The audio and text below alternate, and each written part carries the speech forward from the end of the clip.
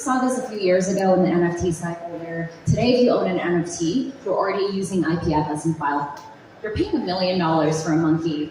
You want to make sure you can actually retrieve that file because then you're relying on a central provider that might just take your JPEG down. And those are to a file is actually much more fragile than care about their data as much. If I were to throw your iPhone not backed up into a pool 20 years ago, you wouldn't care, right? And today, if you didn't back up your computer, your iPhone, you have so much value. You would really go out of your way if you have critical values you haven't preserved or stored somewhere to go after that data. And we're only going to see more of it coming in the new dawn. There's going to be more and more content in the next era that is fully AI generated. And people want to know what's true, what isn't, and what are changes over time. People also want to make sure they're not robbed from being an entrepreneur by just paying huge amounts in data bills. And you really see this when you're, for example, a scientist at a major university, maybe doing some biotech compute research,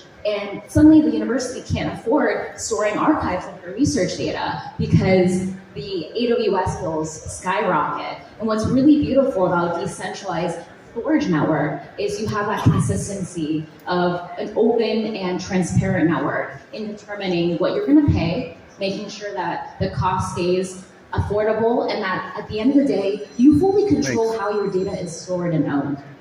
So I was laughing because I was the person